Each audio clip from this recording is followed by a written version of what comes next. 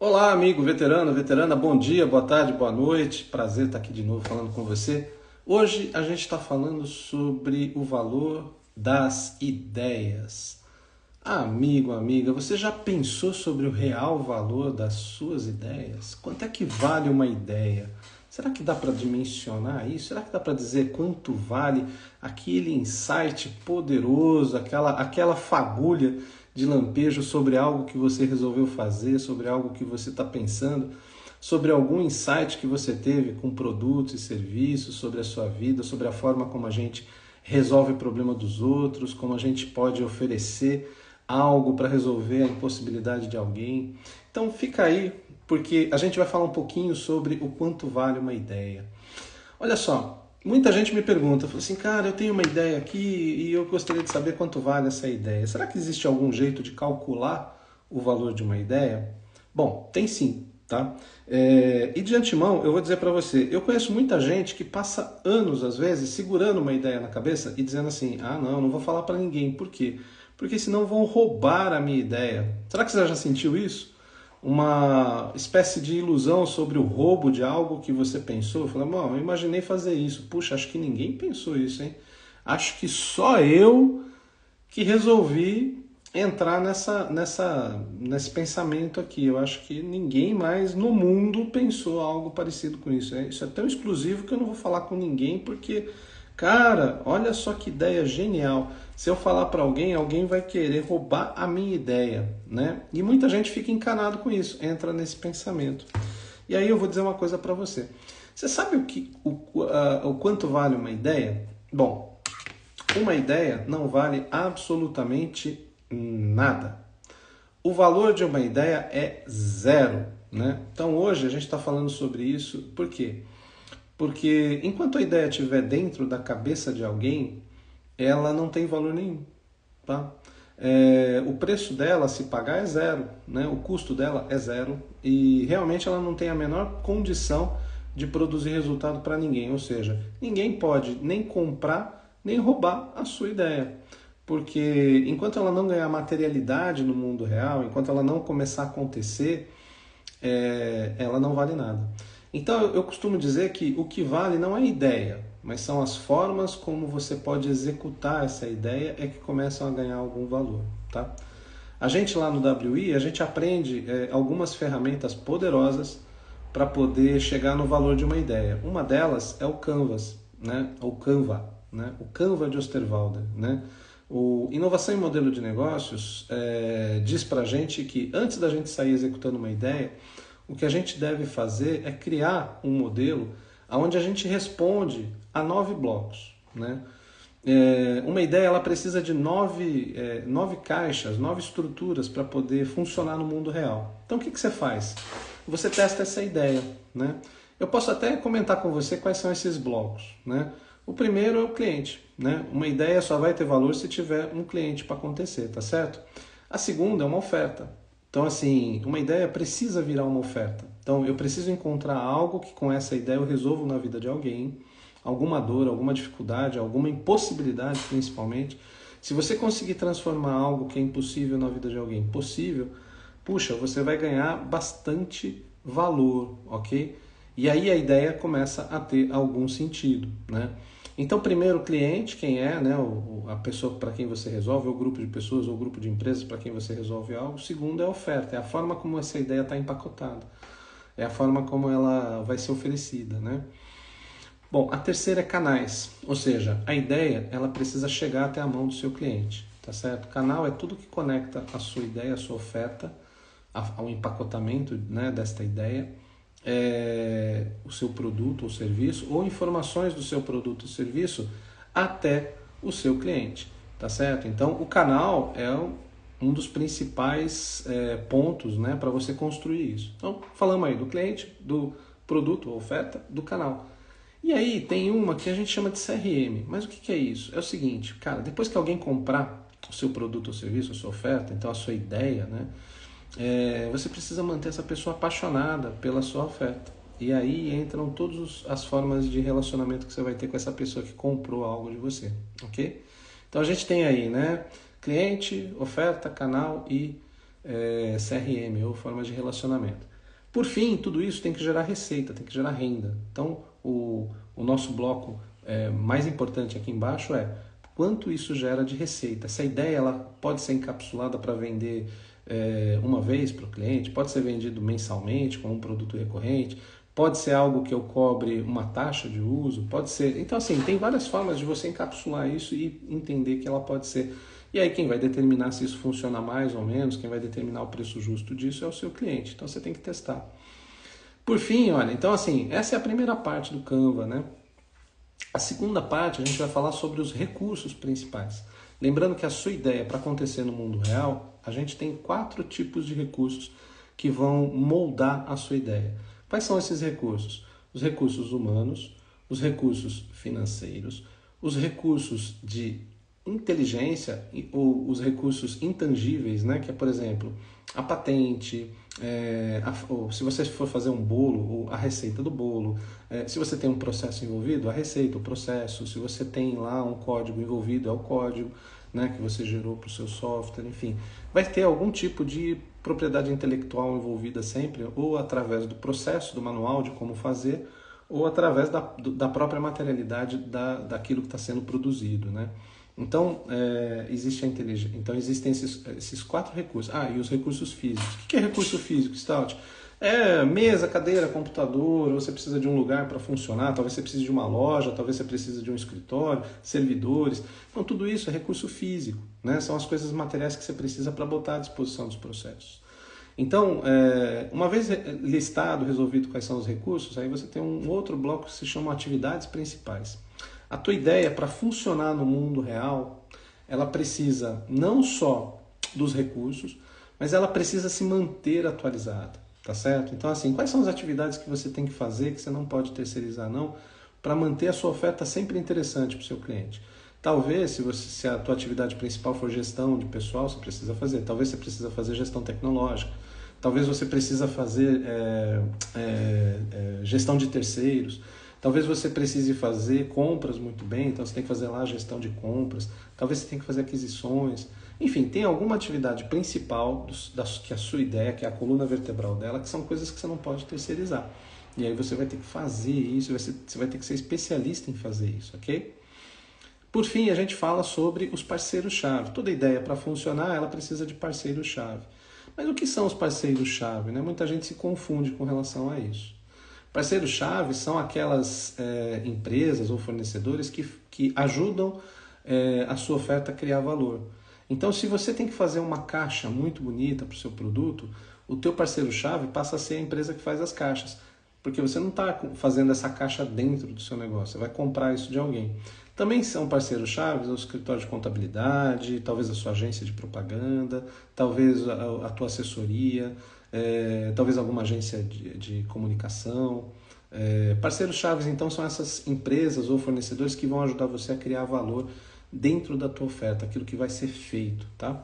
E por fim, os custos, né? Então, você tem que entender que tudo nesse processo gera custo. Então, você precisa dimensionar qual é a tua estrutura de custos, quais são os custos fixos, quais são os custos variáveis. Tá pegando que, na verdade, essa ferramenta que a gente chama de Canva, ela ajuda a gente a organizar uma ideia para ver como é que ela vai acontecer no mundo real. Então, quando você fala assim, cara, qual que é o valor de uma ideia, nós temos que chegar nessa dimensão financeira. Quanto que ela gera de receita, como que ela gera receita e quanto que ela gera de custo. Então, o valor da ideia, na verdade, é essa dimensão financeira que a gente faz na avaliação entre quanto eu posso arrecadar com essa ideia e quanto vai me custar executar essa ideia. Cara, quando eu faço isso, eu faço uma projeção de mercado. Você fala assim, cara, quantos clientes tem no mercado para isso? Puxa, será que se tem lá X mil pessoas para comprar isso, tem lá X mil empresas? Então eu vou olhar talvez para a minha cidade, ou vou olhar para a minha região, ou vou olhar para o meu estado, ou vou fornecer isso para o Brasil inteiro, ou vou fornecer isso para o mundo inteiro, o meu cliente está no mundo inteiro. Então você precisa dimensionar qual é o tamanho do seu mercado, né? A gente chama isso de TAM, né? Ou seja, qual que é o tamanho possível de você obter clientes, né? Quantos clientes tem disponíveis nesse mercado? Então precisa fazer um estudinho aí, entender. E aí você não vai atingir 100% do mercado, tá certo? Então é bom, é viável você fazer simulações com 1%, 2% do mercado, 3% do mercado. Você fala assim, cara, se eu atingir 3% do mercado, quanto que dá de receita isso? Vamos dizer que eu leve 1 ano para fazer isso. Ou vamos dizer que eu leve 5 anos para fazer isso. Então você olha quanto que isso gera de receita em 5 anos. E aí você olha quanto que isso gera de custo em 1, 2 ou 5 anos. E aí você vai ter uma dimensão financeira. Pronto, você acabou de calcular quanto vale uma ideia. Percebe como é que a gente chega nesse contexto? Então assim, para saber quanto vale uma ideia, o ideal é você usar uma ferramenta. A gente tem várias ferramentas, tá? O pessoal aí, os veteranos do WI, usam essas ferramentas que a gente ensina em apenas 2 dias. Por que eu falo 2 dias? Porque, cara, essas ferramentas, se você for aprender por aí, você pode comprar um livro e ler? Pode. Baixa lá os livros do Osterwalder, vai lá, acho que um livro do Osterwalder hoje sobre o modelo de negócio você vai pagar na faixa de R$100, R$120. Compra o livro, debulha ele, aprende ele inteiro. E tá tudo lá, como é que usa, como é que faz e tal. Cara, você vai levar uns meses aí para aprender a usar a ferramenta. E depois você vai levar mais um tempão para saber se você está usando certo ou errado, tá? Não é fácil sair fazendo. Segundo, você pode assistir vídeo na internet. Porra, legal, bacana. Você tem um monte de gente que ensina. E tem um monte de gente que ensina errado, tá? Gente grande que ensina errado. Eu tive a chance de estar com o Osterwalder 3 vezes. Eu fui em 3 cursos com ele, fiz 3 imersões com ele. E eu tive a chance de perguntar coisas para ele que não estão nos livros. Então eu aprendi coisas que são atalhos muito eficientes para você poder usar as ferramentas que esse cara criou. Ele, junto com mais 400 pessoas, escreveram um livro. E ele, mais 11 anos de trabalho, né, numa tese de mestrado, ajudaram empresas como a Lego, como a Nestlé, e uma série de outras empresas a saírem do absoluto fracasso e irem para o absoluto sucesso, gerando receitas, fazendo tudo, usando este modelo que eu estou passando para você, que é a inovação em modelos de negócio.